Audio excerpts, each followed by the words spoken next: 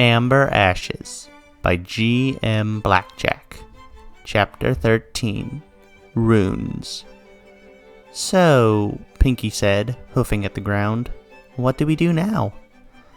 Twilight, Applejack, and Pinky stood in the middle of the desert. A fair ways away, there was a black spire Twilight had said was part of the world's subterranean magic system. I don't know, Twilight admitted. What do you think? Pinky gasped. You're asking me what to do? If nothing else, you seem to have good intuition. Applejack? I don't know anything. It's all up to you two, Applejack admitted. I'd like to get home, but we still don't know how to do that, do we? Twilight shook her head. I believe I can take us to my home, knowing what I know now. What about the others? Pinky asked. Fluttershy and whoever else was taken here. I came with a Pegasus, Twilight admitted. Rainbow Dash. She was an arrogant, egotistic, reckless adventurer who ruined everything, but she knew about the other worlds. She frowned. I may have been a little rough on her, even if she was asking for it. You came here with someone, Pinky furrowed her brow. And in your rant, you talked a lot about the machine. Twilight nodded. Yes. As you know, I was investigating the possibility of other universes. My machine, it would have worked had we not been under fire at the time when Rainbow decided to play hero and activate it with all the magic and energy flying around. That was really, really stupid. So she's the reason this is happening? Applejack asked. It shouldn't work like that.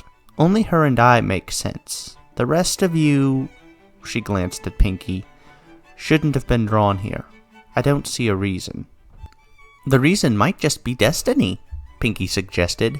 We have to be here for something to happen. This desert is dying, and monsters plague the other world. Maybe there's something wrong we have to fix everywhere? Twilight scoffed. The only problem with Unity is that it's gotten boring. I'm not supposed to say anything, Applejack frowned. The mesh does need help, though. Pinky grinned. See? We've got some worlds to save. The question is how? Unity has enough resources to conquer most of a galaxy, Twilight said. As Empress, I could allocate some resources to 3 worlds. Restoring magic here might be difficult, but I could organize evacuations. The army could deal with the monsters, and I'm sure we've got enough stuff to deal with whatever the mesh's deal is. Then why aren't we doing that? Applejack asked. Pinky narrowed her eyes. That seems suspiciously easy. Well, the station is currently occupied by an unknown enemy, Twilight admitted. I can probably take them by surprise if we go back, but we just don't know much about them. Though Rainbow probably does. Pinky grinned. That sounds better. Find the others. I'm pretty sure she was with the Enchantress falling into the mesh. And that's probably where Fluttershy is too. Hold on. Twilight flared her wings and lit her horn, performing a quick search of the magic. No, the Enchantress has not returned. Nothing but a few empty anomalies. That sounds ominous. Twilight shrugged with her wings. They were here when we first arrived. Whatever they are, they're normal for the world. Again, suspicious, Pinky admitted. They actively seek to hide from my magic. I'm not certain we could find them even if we went looking. Twilight froze. I sensed the same thing in the other world. The assistant at the temple. I don't remember his name. But we can't go back there, Applejack said. Pinky shook her head. Twilight can't. We can. Twilight lit her horn, creating a holographic checklist in the air. So, here's a list of our goals. Find the others, get information from Rainbow Dash, enlist the assistance of Unity, and investigate the anomalies through the temple assistant. I have no idea how to do the first 2. 4th one would involve us splitting up, Applejack said. I'd avoid that if possible. Then Unity? Pinky frowned. Sounds too easy. Does that mean there's going to be problems? Twilight asked. I mean, if things continue the way I think they will, yeah, probably. Twilight sighed. And you really don't find it odd that things go like they do in your books? Pinky nodded with a nervous laugh. Oh yeah, it's very odd. But I've always believed everything happens for a reason. It's just a bit more obvious now. Twilight let out a thoughtful hum. Get behind me. I'm going to open the portal. There's no way to know what's waiting for us on the other side. Pinky and Applejack did as asked, trusting that Twilight could handle what was on the other side. The other side, as it turned out, was completely abandoned. No sign of any enemies. Or any pony at all. They had clearly dialed into a space station, seeing as the curved hull was made out of silver metal, and there was a giant window that showed nothing but stars. Twilight's face contorted in confusion. There's no one here who shouldn't be. I only sensed the scientists. They left? Pinky asked. Looks like it. Maybe when the device was destroyed, they had no reason to stick around. Twilight walked through the portal, Pinky and Applejack trotting in behind her. Pinky looked around with awe. Even though she was in little more than a simple hallway, everything was spectacular. The views out the window was simple. Just white specks on black, but it still filled her imagination with the possibilities of living in space. She had lived with her mind among the stars for most of her life, and now she was really here. It had come true. And that didn't even count the holographic screens on the opposite wall. So many words, diagrams, charts, and images that she couldn't take it all in. It might as well have been in an alien language. Wow, Pinky said. Twilight placed a hoof on one of the screens. This is Empress Twilight Sparkle. I have returned. Report? This proved to be the wrong choice. Instantly, 24 cloud creatures in rune-covered armor teleported in, pointing guns at them. Pinky was struck by their heads. Nothing more than wispy stumps of fluff with no sign of an actual face. Twilight wasted no time. She surrounded herself and her two friends in a shield, ready to lay waste to the enemies. I wouldn't do that, Empress, a unicorn said, walking through the cloudy soldiers. She was pink, and her horn was always lit in the act of gripping a magic staff. This staff can remove your magic. I'd prefer not to do that, but if I have to, I will. Twilight tensed, letting Pinky know that the unicorn wasn't bluffing. Who are you?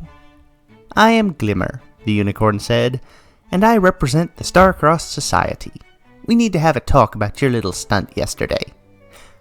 Pinky hated Glimmer's smile. It was so genuine. It didn't belong on some pony talking like that. Rarity looked the other Rainbow Dash up and down. She was significantly thinner than the Rainbow Rarity had come to know over the last 2 days, and she wore a black suit that could cover every inch of her save her eyes.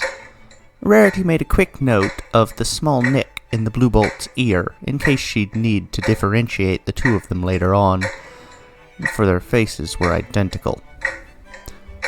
I don't have any problems with making a deal, Fluttershy said. Girls? Rainbow shook her head. Long as we get to keep the device and talk to you for a bit. Rarity? Rarity was still precariously balanced on her hind legs, a tiring position to be in for so long, even with the ability to use her swords as canes. So long as we have some assurance the thief won't double-cross us. I need to get home, Blue Bolt said. You know how to use this thing. Why would I double-cross you? Rainbow snorted. Really? Have us open a portal to your home, steal the device, and disappear into it? She tapped her head with her wing. I know how you think, Rainbow. I'm the Blue Bolt, and I go by Dasha sometimes if there's confusion. So what? Dasha? Fluttershy snorted. And ponies wonder why I don't officially change my name. Rainbow shook her head. Point is, we don't implicitly trust you. Naturally, we'll take the deal because we are a little desperate, but we're going to have to hold that thing while we do it. Rarity half expected Bolt to outright refuse and try to make like her namesake. Instead, the thief nonchalantly tossed the device into the air, forcing Rainbow to catch it in her wings. Geez, this thing is pretty durable, but if I had missed... You wouldn't miss if you're me. I mean, law of averages, yeah, that was a safe bet, Rainbow admitted, but there are some rainbows that aren't athletes of any kind. There's one who does nothing but try on fancy dresses. Literally, that's all she does. What a shallow world she must live in, Rarity said. You don't know the half of it, Rainbow said, twisting a few settings in the dimensional device. With a soft tap of her wing, it activated, tearing a portal back through reality to the Crystal Sea. Rarity felt a weight suddenly lift from her spirit. Her aching muscles and pained mind were massaged into a relaxed state by the sudden existence of magic once more. Bolt tensed. That's not my home. Hold your horses, Rainbow interrupted with a roll of her eyes. You can't just access any world from anywhere. This device knows the connection from the mesh to the Crystal Sea for sure, but it didn't recognize the mesh to whatever your city was. She jumped through the portal. Come on. Bolt twitched, hopping in after her. Rarity and Fluttershy followed, and immediately started checking themselves over. Fluttershy cast a simple lighting spell with ease, while Rarity removed her swords from her hooves with telekinesis, and hid them within her outfit once more. Rainbow adjusted one of the dials on the device, dissipating the portal with a pop, a second gateway opening in a swirling vortex to the city. Already, Rarity felt the wash of the wrong magic from the other side. It wasn't as painful or as jarring as last time, but she still didn't trust it. The gigantic moon was still high in the sky, looming large over the skyline. Well, this was fun, Bolt said, raising her wing in a salute, but I've got stuff to do. She hopped over to her home. Wait, Fluttershy called. There are others, drawn, like us, to this world. Have you... I haven't seen any others. Fluttershy nodded. Well, we're trying to help those worlds, too. Do you know of any way to restore magic? Bolt shook her head. I got nothing. Though, if you do ever think of something and need a quick pair of hooves, just drop by. I'll be able to find you. Rarity raised an eyebrow. You wish to assist? Bolt smirked. It's what the Blue Bolt does. She steals. Exactly, Bolt winked, spreading her wings and taking off into the sky. The portal closed. Looks like we might have another friend, Fluttershy said. Maybe, Rainbow said, scratching her chin. We might talk to her once we find the others. Rarity furrowed her brow, not sure what to make of the other Rainbow. She could sense the same ego and confidence from both mares, but from the short meeting it was easy to see the differences. The Bolt put care in the way she presented herself, while Rainbow just did whatever she felt like. It made her wonder how different other Rarities would be.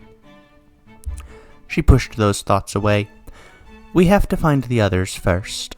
There was a powerful magic essence that made contact with me just before we were trapped. Possibly the one you were talking about earlier, Rainbow? Yeah, Twilight Sparkle. She has a horn, wings, and there's a magic powerhouse. Just a tad sadistic. Fluttershy blinked. Sadistic? Maybe more impish. She likes messing with ponies. Rarity closed her eyes, sending out a magic scan. She could easily sense that a powerful magic had been near here, but that was the problem. She was nowhere to be found now. She's gone. Maybe she went to another world, like we did, Fluttershy suggested. Rarity nodded. Perhaps. Well, that's a dead end until the device finds another world. Rainbow set the device to search once again. So, options? fly around, look for ponies. Rarity put a hoof to her chin. Or we could check out New Alice City, but I don't like the feel of that world. Fly around it is, Rainbow agreed.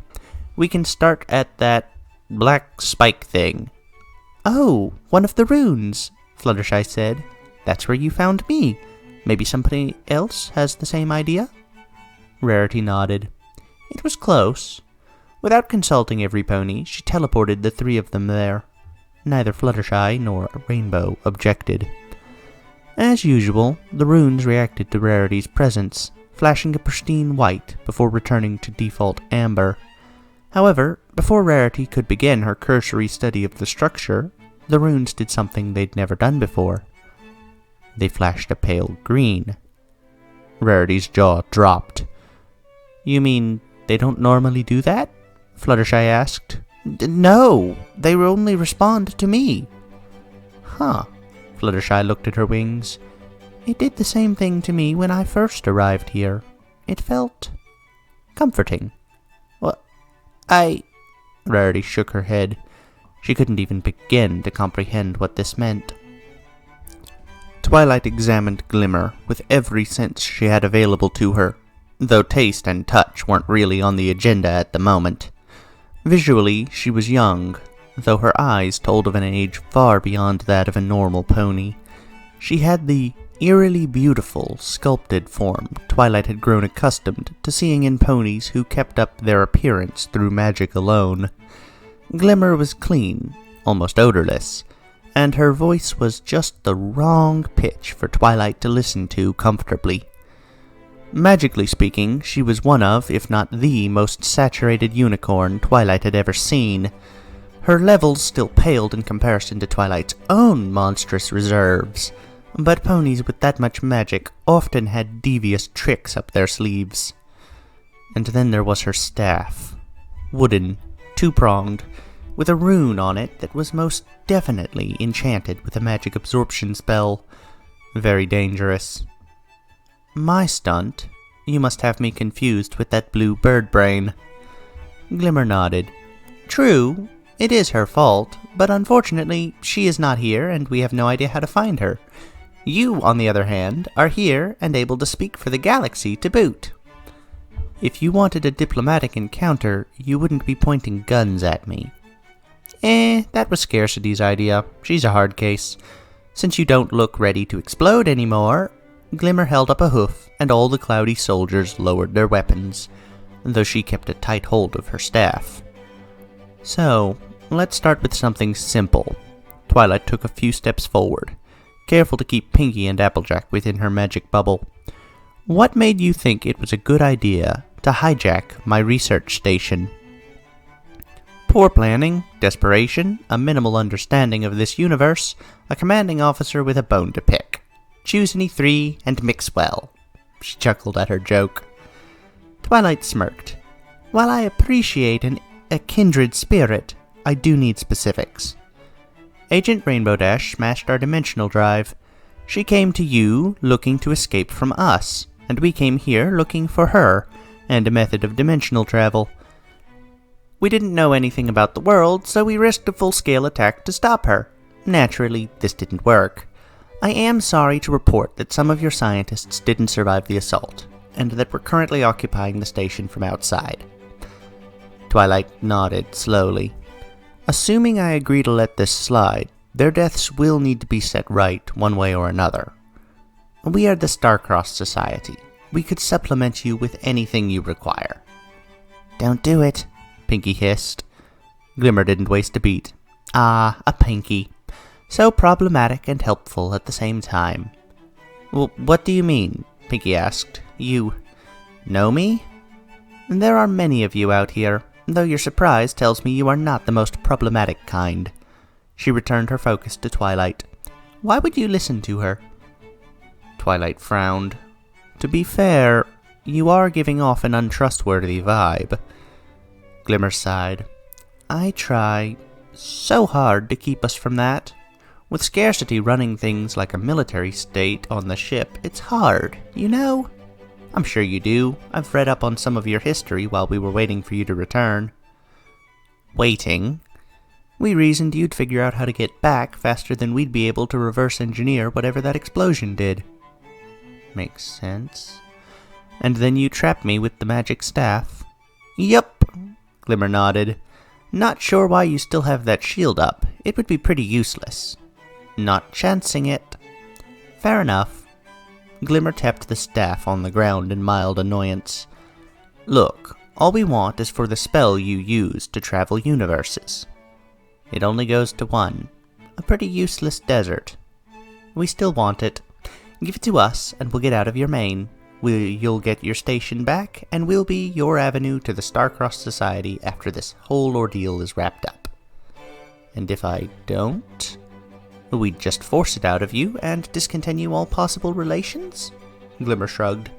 I much prefer the friendlier option, myself. Don't do it, Pinky cautioned once more. She's a smooth talker. There's more going on here we don't understand. Glimmer fixed the pink pony with a curious expression.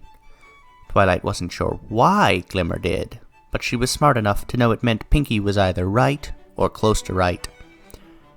Looks like we'll have to decline then, Twilight said, smiling. Terribly sorry about that. Glimmer sighed.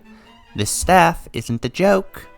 I know it's not, which is why I've been sending out a coded distress signal this entire time, masked by this shield spell.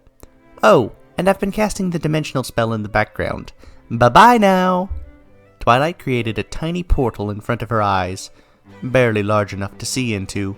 As the soldiers were raising their guns and Glimmer activated her staff, Twilight executed her pre-prepared teleport through the tiny hole and back to the Crystal Sea. This teleport had not been a particularly elegant spell, so the three of them came flying out over the desert sands at high velocity. Applejack and Pinky landed face first in the sand, while Twilight managed to gain control of her flight using her wings. A short distance away, she saw 3 ponies staring at them in shock. One of them was unmistakably Rainbow Dash. Hey, Twilight called. We've been looking for you! The unicorn of the group, the Enchantress, teleported her group to Twilight. We've been looking for you! Rainbow shouted. And you were the one who teleported away. Twilight rocked her hoof from side to side. Sorta kinda. Twilight, Pinky said, glaring at her. Okay, fine, Twilight sighed. Sorry. Sincere, the Enchantress deadpanned. I like you, Twilight said. The feeling is not mutual. Your little stunt sent us on a wild goose chase through a world of gears. Can you get back? Applejack demanded. I need to go home. Applejack, right? Rarity asked. Yes, we can. Your tree is fine. I even gave it some care of my own. Rest easy.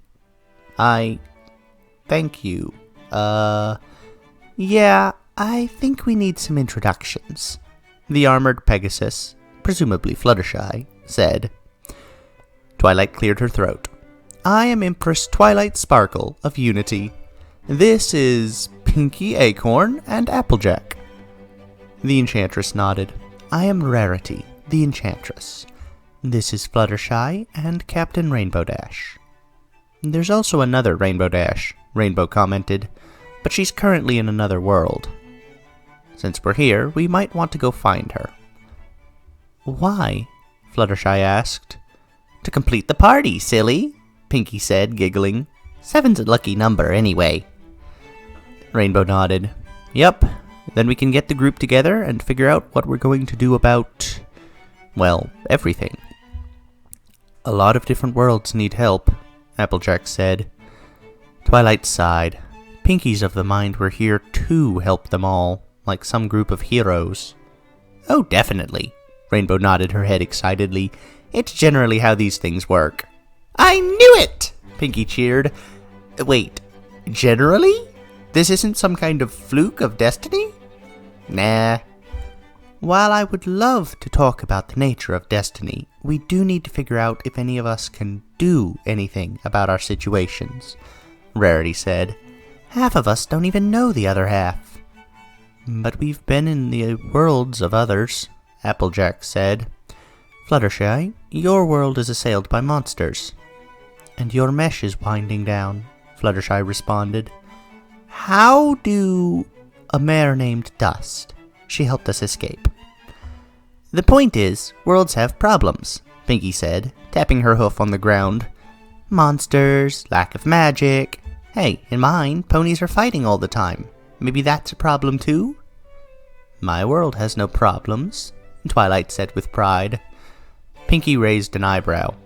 Your world currently has an angry star-crossed society in it. Unity will take care of that in a few hours. Rainbow blinked. I mean, they only have one damaged ship, but you'd be surprised what sort of tricks they can pull. Please, the primary galactic fleet will be blowing them to shrapnel soon enough. There's nothing to... A portal opened directly behind her. She could hear Glimmer laughing. It was far too innocent and delighted for the context. Thanks for casting that spell! We never would have figured it out without seeing it in action. Twilight's face twisted into a menacing scowl. Of all the things she hated, the feeling that came when she was outsmarted was near the top of the list. She whirled around, ready to flatten Glimmer like a pancake, but she could no longer see the unicorn. Instead, soldiers of Star-Crossed Society poured out of the portal by the dozen, already beginning their assault. Pinkie screamed. So, good news, the team is almost all the way together. Bad news, the Star-Crossed Society probably now have the ability to go through all the worlds just like they do. I'm beginning to think Twilight might have been wrong about being able to defeat them back in that first encounter. After all, she underestimated them again here. She has never dealt with someone quite this far out of her own sphere of knowledge. The Fuzzfaces may or may not have been something of a surprise to her when they first came, but they were still sort of connected. These guys are from an entirely different area. They can do things she's probably never run into before, and she's treating their troops as though they were the troops of people she understands. She acknowledges verbally that she has no idea what they can do, but she doesn't seem to appreciate the fact that they might be more powerful than she gives them credit for. It's that hubris again. As a general rule of thumb, if someone travels the multiverse for a significant period of time, their power will tend towards increasing as they collect more samples and learn new things and whatnot. The same most certainly applies for larger groups. And these guys have been out in the multiverse a while. They've picked up some tricks that she has never seen before, I'm sure. Well, I think we'll all see each other again soon. Goodbye, everyone. Have a pleasant time.